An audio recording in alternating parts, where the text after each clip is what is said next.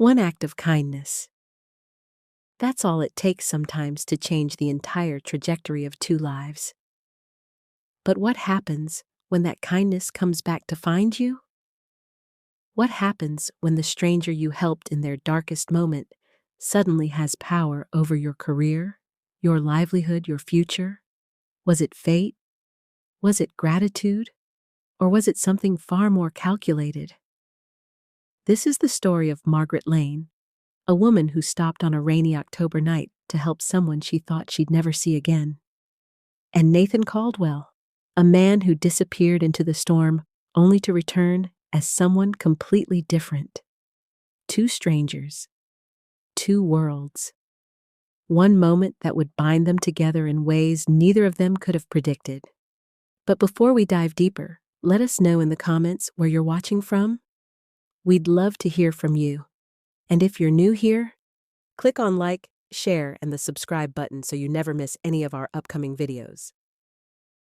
Margaret Lane, everyone called her Maggie, lived in a modest two-bedroom house on the outskirts of Naperville, Illinois, about 40 minutes west of Chicago. She was 52 years old, a single mother to a teenage son named Connor, and worked as a senior HR coordinator at a mid-sized logistics company called Midway Freight Solutions. It wasn't glamorous work, but it paid the bills, barely. Maggie had been with the company for almost 18 years, long enough to see 3 CEOs come and go, long enough to know every employee by name, long enough to be the person people came to when they needed help navigating insurance claims, or bereavement leave, or workplace disputes. She was the kind of person who remembered birthdays, who brought homemade cookies to the break room, who stayed late to help a coworker figure out their retirement paperwork, even though it wasn't technically her job. People trusted her. People liked her. And that kindness, that quiet, steady compassion, wasn't an act. It was just who she was. But kindness doesn't pay the mortgage. And after her divorce 3 years earlier, Maggie had learned that lesson the hard way. Her ex-husband, a construction foreman named Derek, had walked out one morning and never came back, leaving her with a stack of unpaid credit card bills and a son who didn't understand why his father stopped calling. She picked up weekend shifts at a local food pantry, not because she had to, but because it reminded her that no matter how hard things got, someone always had it worse. And on October 12, 2020, on a cold, rain-soaked Tuesday evening, that belief would be tested in a way she never saw coming. Maggie had just finished a long shift at work, the kind of day where every problem seemed to multiply, where she mediated 2 separate arguments between coworkers, fielded angry calls from employees who didn't understand why their paychecks were delayed, and sat through a painfully boring meeting about cost-cutting measures that everyone knew meant layoffs were coming. She was exhausted. Her lower back ached. Her head throbbed. All she wanted was to go home, heat up some leftovers, and collapse on the couch. But as she drove through the city on her way back to Naperville, the rain started coming down harder, sheets of water slamming against her windshield, the wipers barely keeping up. She pulled into a gas station near the South Loop, one of those run-down places with flickering neon signs and cracked pavement, the kind of place you only stop at if you absolutely have to. She filled up her tank, shivering in the cold, her jacket soaked through within seconds. And that's when she saw him. A man sitting in the alley beside the gas station, hunched against the brick wall, knees pulled to his chest, head down. No coat, no umbrella, just a torn hoodie and jeans that were drenched and clinging to his skin. He wasn't holding a sign. He wasn't asking for money. He was just sitting there, motionless, like he had given up on everything. Maggie hesitated. She had seen plenty of homeless people before, had given spare change when she could. But something about this man felt different. He looked young, maybe late 30s, with dark hair plastered to his forehead and hands that were scraped and raw. And his eyes, when he finally looked up at her, weren't angry or desperate. They were empty. hollow, like he had already decided this was the end. She didn't think, she just acted. She walked over to him, held out her umbrella, and said, "Here, take this. You're going to freeze out here." He stared at her for a long moment, like he didn't understand why anyone would stop. Then he took the umbrella, his hands trembling, and whispered, "Thank you." Maggie went back to her car, grabbed the lukewarm coffee she had bought an hour earlier, and brought it to him along with a crumpled $10 bill from her wallet. It wasn't much. She knew it wasn't much, but it was all she had. The man took the coffee, wrapped both hands around the cup like it was the most valuable thing in the world, and looked up at her again. "It's nothing," Maggie said, trying to smile. "It's everything," he replied. His voice cracked when he said it. And then, before she could say anything else, he looked down and whispered, "I won't forget this." Maggie didn't know what to say to that. She just nodded, got back in her car, and drove away. She didn't ask his name. She didn't ask what happened to him. She just hoped he'd be okay. And then, within a week, he was gone. Vanished. Like he had never been there at all. Let us know in the comments where you're watching from. We'd love to hear from you. And if you're new here, click on like, share, and the subscribe button so you never miss any of our upcoming videos. The man Maggie met that night wasn't just some random stranger down on his luck. His name, at least the name he had been using for the past 6 months, was Nathan. No last name, no address, no identity. But that wasn't always the case. 5 years earlier, Nathan had been someone completely different. He had been a tech prodigy, a software engineer who co-founded a promising startup in Silicon Valley that developed logistics algorithms for supply chain optimization. The company, called Velocity Path, had been valued at over $200 million at its peak. Nathan had been on magazine covers. He had been invited to speak at conferences. He had everything. And then, in one devastating week, it all came crashing down. A former business partner accused him of stealing proprietary code. The lawsuit was brutal, public, and destroyed his reputation overnight.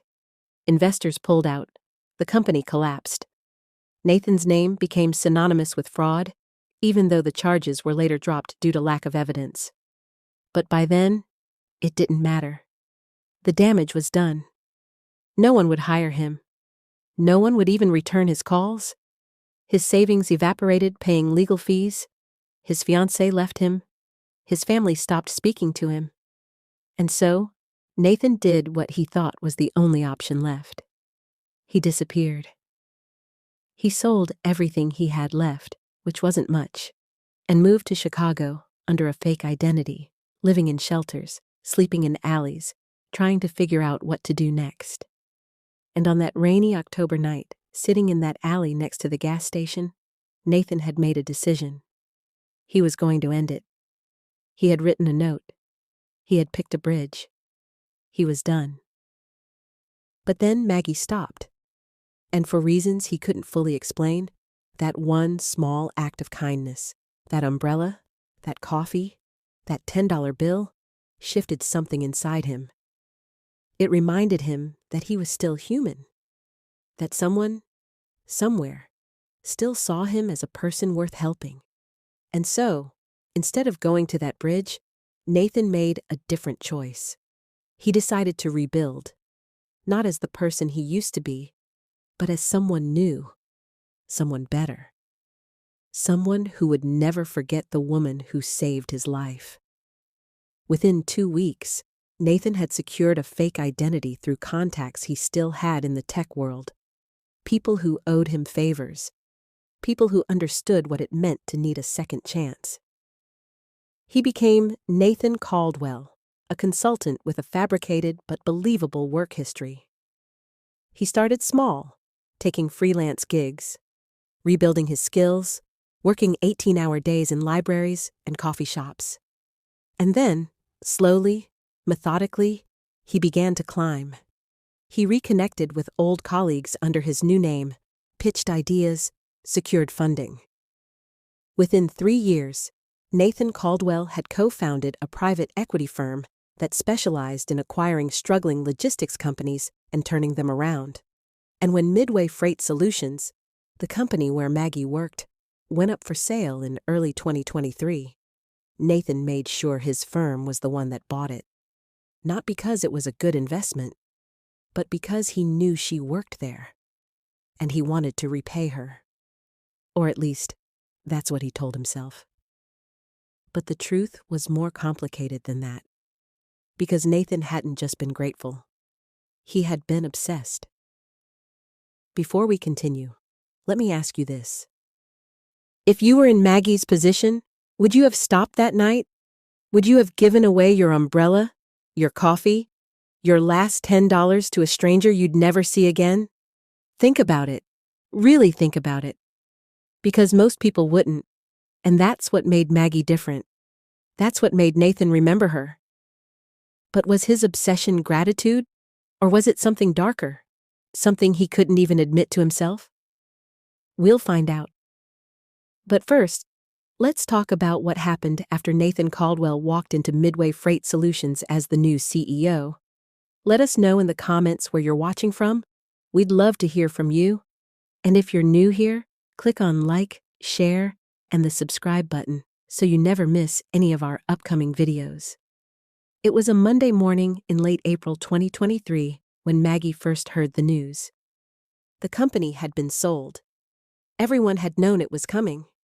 Midway Freight Solutions had been struggling for years, hemorrhaging clients, losing contracts to bigger competitors, barely staying afloat. The previous CEO, a man named Richard Brennan, who had been with the company for over a decade, had resigned 2 weeks earlier, citing personal reasons, though everyone knew he had been pushed out by the board. There were rumors of layoffs, rumors of office closures, rumors that the new owners were going to gut the company and sell it off piece by piece. Maggie had been through acquisitions before. She knew the drill. New management always meant changes, and changes usually meant people lost their jobs. She had already started updating her resume, just in case. But she wasn't prepared for what happened next. The announcement came via email at 8 in the morning. A company-wide message from the new CEO introducing himself and outlining his vision for the company's future. His name was Nathan Caldwell. Maggie didn't think much of it at first. She had never heard of him. She skimmed the email, noted the usual corporate jargon about innovation and growth and employee empowerment, and moved on with her day. But then, at 10 o'clock, there was an all-hands meeting in the main conference room. Attendance was mandatory. Maggie grabbed her notebook and coffee and headed upstairs, squeezing into the back of the room alongside 200 other employees, all of them anxious, all of them wondering if this was the meeting where they'd find out they were losing their jobs. And then Nathan Caldwell walked in. He was tall, maybe 6'2", with dark hair that was neatly combed back, sharp cheekbones, and a tailored navy suit that probably cost more than Maggie's monthly rent. He looked polished, professional, confident. But when he glanced around the room, his eyes scanning the crowd, Maggie felt something strange. A flicker of recognition, a nagging sense that she had seen him before. But she couldn't place it. Not yet. Nathan spoke for 20 minutes, outlining his plans for the company, promising no layoffs, promising investment in infrastructure and employee benefits, promising transparency. It all sounded too good to be true. And Maggie had been in corporate America long enough to know that promises like that rarely meant anything. But there was something about the way he spoke, something about the way he kept glancing in her direction, that made her uneasy. After the meeting, Maggie went back to her desk and tried to shake the feeling, but it wouldn't go away. And then, 2 days later, something strange happened. She found a note on her desk. A handwritten note, folded in half, placed carefully on top of her keyboard. It wasn't signed. It just said, "You once saved me. Now it's my turn." Maggie's stomach dropped. She looked around the office, but no one was paying attention to her. She unfolded the note again, read it twice, 3 times, trying to make sense of it. Who wrote this? What did it mean? She almost threw it away, convinced it was some kind of prank, but something stopped her. She tucked it into her desk drawer and tried to forget about it. But then, a week later, another note appeared. This one said, "I never forgot that night." And that's when Maggie realized. The new CEO. Nathan Caldwell? It was him, the man from the alley, the man she had given her umbrella to 5 years ago. But how? How had he gone from living on the streets to running a multi-million-dollar company? And why was he leaving her notes instead of just talking to her? Over the next few months, strange things started happening. Maggie received a promotion, one she hadn't applied for, with a significant pay raise. Her health insurance was upgraded to the company's premium plan, covering treatments she had been putting off for years. Her son Connor, who had been struggling to afford community college, suddenly received an anonymous scholarship that covered his entire tuition. Every single thing Maggie had ever needed, every benefit she had fought for on behalf of other employees but never received herself, was suddenly being handed to her. And every time she tried to schedule a meeting with Nathan to ask him about it, his assistant would politely decline, saying he was unavailable. It was like he was helping her from a distance, orchestrating her life from behind the scenes, but refusing to face her directly. And that's when Maggie started to feel afraid, because this didn't feel like gratitude anymore. It felt like surveillance. It felt like control. And she didn't know what Nathan Caldwell wanted from her. But she knew, deep down, that whatever it wasn't over yet. Maggie couldn't let it go. She needed answers. So she did what any rational person would do in her position. She started digging. Late at night, after Connor went to bed, she would sit at her kitchen table with her laptop, searching for anything she could find about Nathan Caldwell. And what she found was unsettling. On the surface, Nathan Caldwell appeared to be exactly what he claimed to be: a successful private equity consultant with an impressive track record of turning around struggling companies. His LinkedIn profile was polished and professional. His company, Caldwell Ventures, had glowing reviews from business publications. There were photos of him at conferences, shaking hands with other executives, giving keynote speeches. But when Maggie dug deeper, she found gaps. Big ones. Nathan Caldwell didn't exist before 2021. No social media presence before that year, no public records, no college alumni pages, no employment history. It was like he had appeared out of thin air. Maggie tried searching for his name alongside the company he claimed to have worked for previously, a consulting firm based in Boston, and found nothing. She called the firm directly, pretending to verify employment for a reference check, and the HR representative told her they had no record of anyone by that name. So she kept digging, and that's when she found it. An old news article from 2018 about a tech startup called Velocity Path that had imploded after a lawsuit. And in the archived photos from that article, Maggie saw a face she recognized. It wasn't Nathan Caldwell. It was someone named Nathan Graves. But it was the same man, the same sharp cheekbones, the same dark eyes, the same face she had seen in that alley 5 years ago. Maggie's hands were shaking as she read the article. Nathan Graves had been accused of intellectual property theft by a former business partner. The lawsuit had been dismissed, but the damage to his reputation had been catastrophic. The company collapsed. His career was destroyed. And according to a follow-up article from late 2019, Nathan Graves had disappeared, with some speculating he had left the country, while others whispered darker possibilities. But he hadn't left the country. He had been living on the streets of Chicago. And then He had reinvented himself. Maggie sat back in her chair, her mind racing. Nathan Graves had become Nathan Caldwell. He had erased his past, built a new identity, and clawed his way back to the top. And somehow, in the middle of all that, he had tracked her down. But why? Why go through all this trouble? Why buy the company she worked for? Why promote her, help her, but refuse to speak to her directly? What did he want? Maggie knew she couldn't ignore this anymore. She had to confront him. She had to know the truth. And so, the next morning, she walked into the executive floor, bypassed Nathan's assistant, and knocked on his office door. When he opened it, his expression didn't change. He just looked at her with those same hollow eyes she had seen in the alley and said, "I was wondering when you'd figure it out." Nathan didn't try to deny it. He invited Maggie into his office, closed the door behind her, and gestured for her to sit.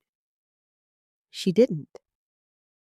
She stood in the middle of the room, arms crossed, staring at him with a mixture of fear and anger. "Why?" she said.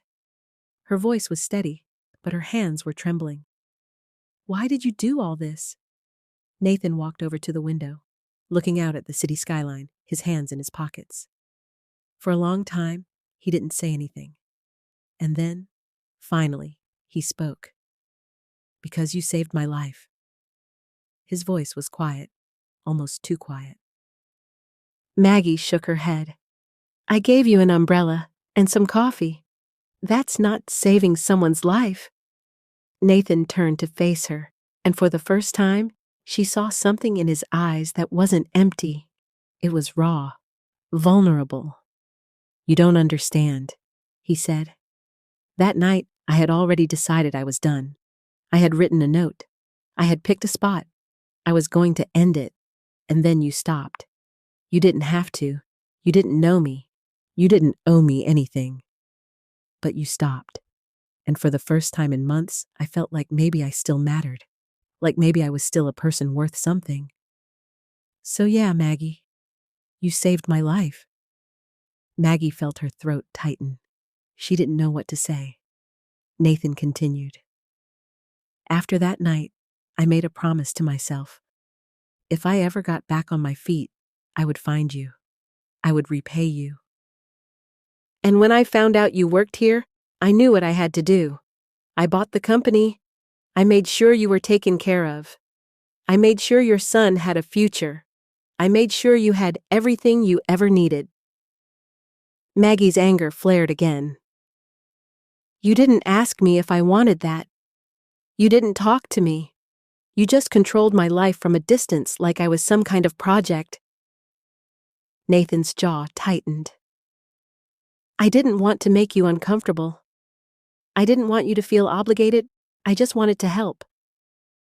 "That's not help," Maggie said, her voice rising. "That's obsession." Nathan looked away. "Maybe you're right. Maybe I crossed a line.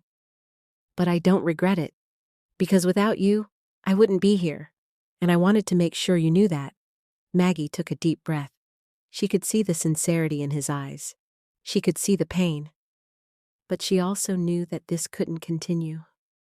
"Nathan," she said softly, "I didn't help you that night because I wanted something back. I helped you because it was the right thing to do. And I'm glad you're okay. I really am. But this, all of this, it's too much. I can't accept it." Nathan nodded slowly. "I understand." And then, after a long pause, he said, "I'm offering you a position. Chief People Officer, full executive compensation. You'd have a seat at the table. You'd have real power to make changes." Maggie stared at him. "And if I say no?" "Then you walk away," Nathan said, "and I never contact you again. No more notes, no more interference, just a quiet thank you, and you move on with your life." Maggie thought about it. She thought about Connor's scholarship, her promotion, her health insurance. all the things that had made her life easier over the past few months. And then she thought about Nathan, sitting in that alley, broken and alone. And she realized something. She didn't want his money. She didn't want his power. She just wanted him to be okay. "I can't take the job," she said. "But not because I'm angry. I didn't do what I did to get anything back. And I don't want to live my life feeling like I owe you something. Or like you owe me." Nathan's expression softened. He nodded. "I understand." Maggie turned to leave, but before she reached the door, she stopped. "Nathan? Yeah? Take care of yourself, okay?" He smiled, a real smile, the first she had seen from him. "You too, Maggie." And then she walked out, and that was the last time they ever spoke. 1 year later, Maggie opened a nonprofit organization. She called it One Rainy Night. It was a resource center for people experiencing homelessness, offering job training, mental health services, and emergency financial assistance. She didn't tell anyone where the funding came from. But every month, like clockwork, a donation arrived. $10,000. Anonymous. No name, no note. Just the money.